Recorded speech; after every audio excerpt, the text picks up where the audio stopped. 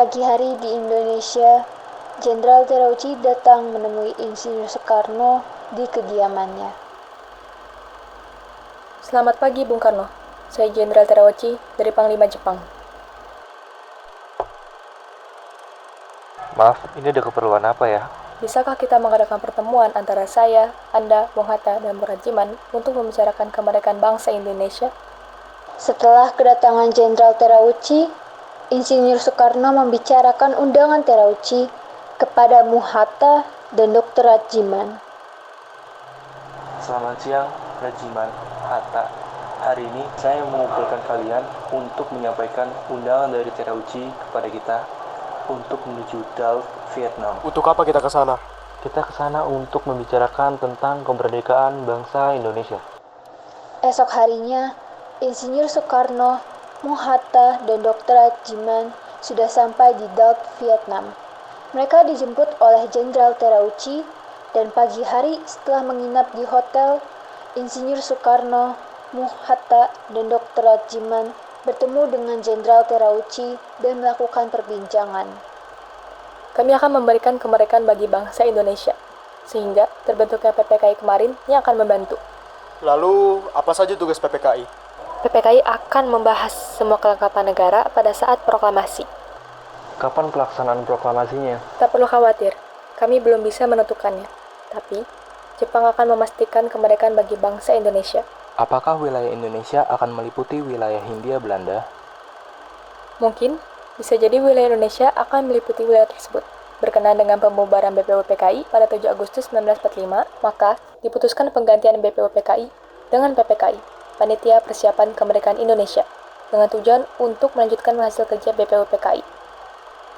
Pertemuan tersebut hanyalah tipuan muslihat dari Jepang, agar bangsa Indonesia tidak memberontak lagi. Insinyur Soekarno, Muhatta, dan Dr. Rajiman, mereka singgah ke Singapura untuk menemui 3 pimpinan PPKI. Insinyur Soekarno selanjutnya mencari tahu bahwa Jepang telah menyerah pada sekutu. Hari berikutnya, Insinyur Soekarno, Muhatta, dan Dr. Rajiman melakukan rapat koordinasi. Insinyur Soekarno, Muhatta, dan Dr. Rajiman kembali diundang ke Singapura untuk menemui 3 pimpinan PPKI, dan dalam perjalanan mereka berbincang. Rasanya saya belum yakin deh kalau Jepang sudah menyerah kepada sekutu. Kalau begitu, kita perlu diskusi lebih lanjut dengan beberapa tokoh yang ada di Indonesia. Lalu, siapa saja tokohnya? Ya, golongan muda dan golongan tua yang akan memproklamirkan kemerdekaan negara Indonesia.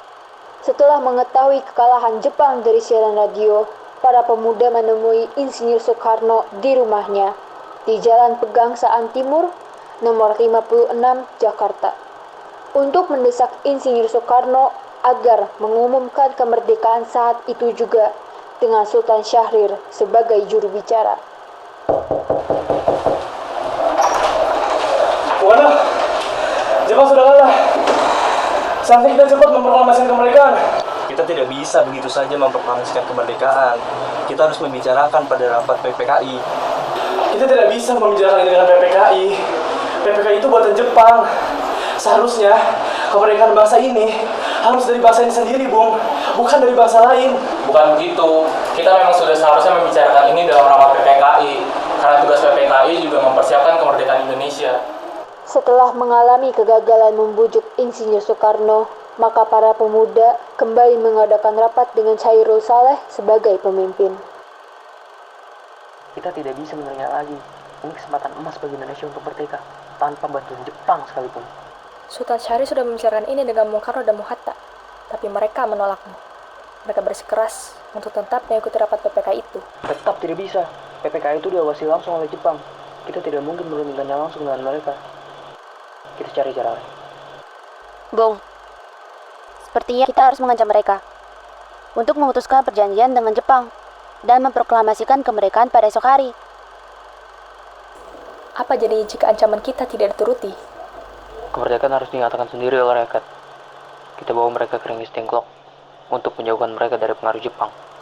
Setelah rapat usai, akhirnya diputuskan para pemuda akan menculik Insinyur Soekarno dan kawannya.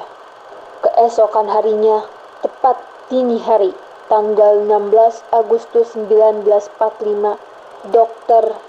Muhatta, Insinyur Soekarno beserta Ibu Fatmawati dan Guntur Soekarno Putra dibawa oleh pemuda ke Rengas Dengklok.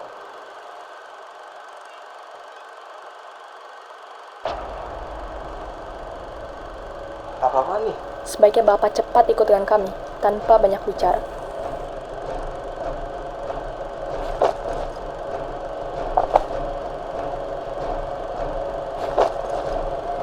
Ada apa ini? Kenapa kita dibawa ke sini? Maksud kami, agar Bapak segera memproklamasikan kemerdekaan. Saya sudah mengatakan bahwa kemerdekaan Indonesia harus dibicarakan dalam sidang PPKI terlebih dahulu. Bung Karno benar, karena mempersiapkan kemerdekaan itu adalah tugas PPKI. Lagi pula, Bapak kan ketua PPKI. Bapak tidak mungkin mengambil keputusan tanpa memberitahu anggota PPKI yang lain. Sementara terjadi perdebatan di Rengas Dengklok, di Jakarta, Wikana yang berasal dari golongan pemuda dan Mr. Ahmad Subarjo yang berasal dari golongan tua melakukan perundingan. Apa maksud kalian menculik mereka? Bukannya sudah ditetapkan bahwa kita akan menunggu kepastian dari rapat PPKI? Tidak bisa, Bung. Kemerdekaan harus rakyat yang menentukan. Keadaan saat ini sudah mendukung kita untuk segera melaksanakannya. Mengapa harus lebih lama menunggu lagi? Proklamasi harus segera dilaksanakan di Jakarta, supaya rakyat tahu bahwa kita sudah merdeka. Lalu bagaimana dengan Jepang? Bukannya kita sudah dijanjikan bahwa mereka akan membantu kita dalam melaksanakan kemerdekaan? Apa Bung Subarjo mempercayai mereka? Bagaimana dengan usaha-usaha yang telah kita lakukan sampai sekarang? Apa hanya masih mau mengandalkan omong kosong dari mereka? Dengan keadaan saat ini, tidak ada cara lain. Saya akan pergi ke Rengas Dengklok dan menenangkan situasi di sana. Yusuf Kunto sebagai salah satu dari golongan pemuda yang berhasil menculik Insinyur Soekarno ditugaskan kembali ke Jakarta untuk melaporkan hasil perundingan. Tetapi Yusuf Kunto tak berhasil menemui para pemuda lainnya. Tidak disangka, ia bertemu dengan Ahmad Subarjo serta Wikana. Saya sudah tahu rencana kalian. Kurang ajar kamu Wikana, pengkhianat. Dengarkan saya dulu, Bung. Diam, apa mau kalian? Mau tangkap saya? Tidak, saya hanya ingin mendengar kondisi para pemuda. Kenapa kalian sangat ingin cepat-cepat merdeka? Pak, sebelum Jepang dan negara lain bergerak, kita sudah seharusnya bergerak lebih cepat. Kita tidak mau dijajah lagi. Saya paham, tapi kemerdekaan butuh banyak persiapan. Mari kita coba diskusikan lagi. Baik, Pak. Mendengar cerita dari Yusuf Kunto yang pada akhirnya mengantarkan Ahmad Subarjo ke Rengas Dengklok.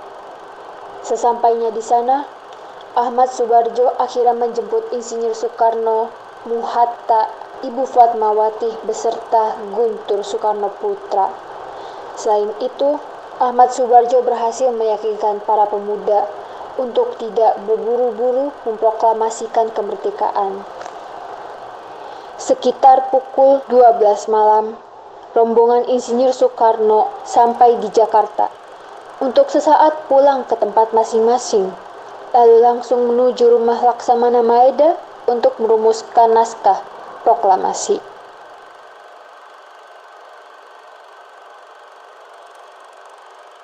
Selamat datang, Bung Karno, Hatta. Silakan masuk. Tunggu dulu. Bagaimana mungkin kita merumuskan teks proklamasi di rumah seorang laksamana Jepang? Tenanglah dulu, bapak-bapak. Silakan masuk dulu semuanya. Saya menjamin, selama berada di rumah saya, Anda sekalian akan terjamin keselamatannya. Baiklah kalau begitu, di ruangan mana kita bisa merumuskannya? Silakan Anda semua berdiskusi di ruang makan. Dengan memegang kertas dan ballpoint, perundingan yang dilakukan antara golongan muda dan golongan tua itu berjalan dengan lancar. Bagaimana jika kita mengambil rumusan dari BPUPKI yang berbunyi, kami bangsa Indonesia dengan ini menyatakan kemerdekaan Indonesia? Ya, itu boleh juga. Menurut saya, perlu ada pengalihan kekuasaan seperti ini. Hal-hal yang mengenai pemindahan kekuasaan harus dilakukan secara seksama dan juga dalam tempo yang sesingkat-singkatnya. Bagaimana jika naskah ini ditandatangani oleh semua yang hadir pada saat ini. Bila seperti itu, akan ada banyak tanda tangan. Bagaimana bila Pak Karno saja yang menandatangani? Dengan Pak Hatta juga. Begini saja, lebih baik Pak Karno dan Pak Hatta yang menandatangani atas nama bangsa Indonesia. Ide kamu bagus, saya setuju. Bagaimana jika naskah ini diketik oleh saya? Tapi harus ada beberapa perubahan. Seperti wakil-wakil bangsa Indonesia diubah menjadi atas nama bangsa Indonesia. Dan juga Jakarta 17/8/45 diubah menjadi hari 17 bulan 8 dan tahun 1945. Dan Tempo diubah menjadi Tempo. Sayuti Melik berperan sebagai penulis naskah. Ia memberikan hasil ketikannya tersebut kepada Insinyur Soekarno untuk ditandatangani. Perumusan tersebut selesai pada dini hari 17 Agustus 1945. Pak, kita membutuhkan bendera untuk dikibarkan sebagai tanda merdekanya suatu bangsa. Iya, saya tahu. Makanya saya sudah meminta istri saya untuk membuatkan benderanya.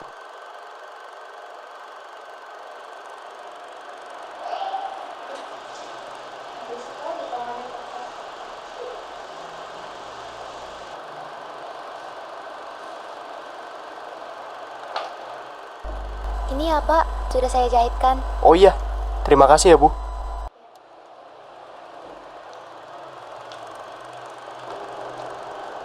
Pada tanggal 17 Agustus 1945, di kediaman Insinyur Soekarno, persiapan proklamasi dilakukan oleh Sudiro yang menyiapkan mikrofon sebagai tangan kanan Insinyur Soekarno. Tepat pukul 10 waktu Indonesia Barat, Insinyur Soekarno membacakan teks proklamasi dan selanjutnya dengan pengibaran bendera merah putih oleh Suhud dan Latif yang diiringi lagu Indonesia Raya serta dilanjutkan dengan sambutan Wali Kota Suwirjo dan pimpinan barisan pelopor Dr. Muwardi. Proklamasi. Kami, bangsa Indonesia, dengan ini menyatakan kemerdekaan Indonesia. Hal-hal yang mengenai pemindahan kekuasaan dan lain-lain diselenggarakan dengan cara saksama dan dalam tempo yang sesingkat-singkatnya. Jakarta, 17 Agustus 1945, atas nama bangsa Indonesia, Soekarno, Hatta.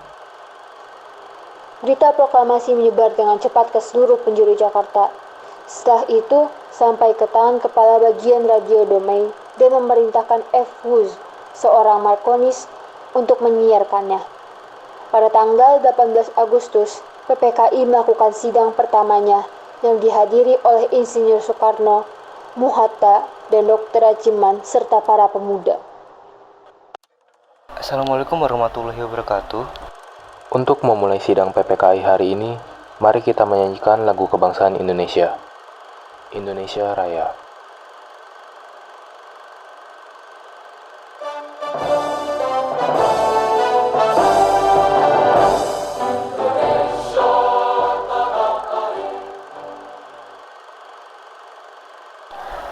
Di sini kita akan membahas Undang-Undang Dasar 1945 sebagai dasar negara kita. Memilih presiden dan wakil presiden, serta membentuk KNIP atau Komite Nasional Indonesia Pusat untuk membantu pekerjaan presiden sehari-harinya. Silakan, Hatta, tolong sampaikan kesimpulan dari rapat pertama PPKI. Kesimpulan pada sidang pertama PPKI 18 Agustus 1945 menetapkan bahwa 1. Mengesahkan Undang-Undang Dasar 1945 sebagai dasar landasan negara. 2. Mengangkat Bapak Insinyur Soekarno sebagai Presiden dan Muhammad Hatta sebagai Wakil Presiden. 3. Serta mengesahkan pembentukan Komite Nasional Indonesia Pusat, KNIP. Pada tanggal 19 Agustus, PPKI melaksanakan sidang yang kedua yang dihadiri oleh Insinyur Soekarno sebagai Ketua PPKI dengan wakilnya Muhammad Hatta dan juga para anggota PPKI. Assalamualaikum warahmatullahi wabarakatuh. Pada sidang kedua kali ini kita akan membahas tentang pembagian wilayah Indonesia serta pemerintahannya. Sidang Panitia Persiapan Kemerdekaan Indonesia yang kedua, 19 Agustus 1945, memutuskan 1. Pembagian wilayah Indonesia menjadi 8 provinsi. 2. Mengesahkan dibentuknya Komite Nasional Daerah pada masing-masing provinsi. Setiap provinsi membutuhkan kepala daerahnya masing-masing. Bagaimana dengan hal tersebut? Untuk setiap kepala daerah dari setiap provinsi, akan kita bahas kelanjutannya dengan melihat perwakilan yang sudah hadir hari ini. Pada tanggal 22 Agustus, PPKI melaksanakan sidang yang ketiga, yang dihadiri oleh Insinyur Soekarno sebagai Ketua PPKI dengan wakilnya Muhatta serta anggota PPKI. Assalamualaikum warahmatullahi wabarakatuh. Para hadirin sekalian, pada kesempatan kali ini kita akan membahas rapat PPKI ketiga dan yang terakhir. Sidang Panitia Persiapan Kemerdekaan Indonesia yang ketiga, 22 Agustus tahun 1945, memutuskan 1. Mengesahkan Partai Nasional Indonesia PNI. 2. Mengesahkan pembentukan Badan Keamanan Indonesia. 3. Memutuskan pengesahan Komite Nasional Indonesia dilantik secara resmi pada 29 Agustus tahun 1945. Dengan pengesahan Komite Nasional Indonesia, maka PPKI akan dibubarkan dan digantikan oleh PNI pada tanggal 29 Agustus 1945. Peristiwa sidang PPKI ini begitu berharga, dan peristiwa yang telah mengubah segala sendi kehidupan bangsa Indonesia. Peristiwa proklamasi kemerdekaan telah menjadi momentum puncak perjuangan bangsa Indonesia. Oleh karena itu, kita sebagai generasi penerus bangsa harus berprestasi dalam rangka mengisi kemerdekaan tersebut, bukan menodainya. Kita harus bisa membalas budi para perjuangan tanah air zaman dahulu dengan cara mempertahankan kemerdekaan bangsa Indonesia.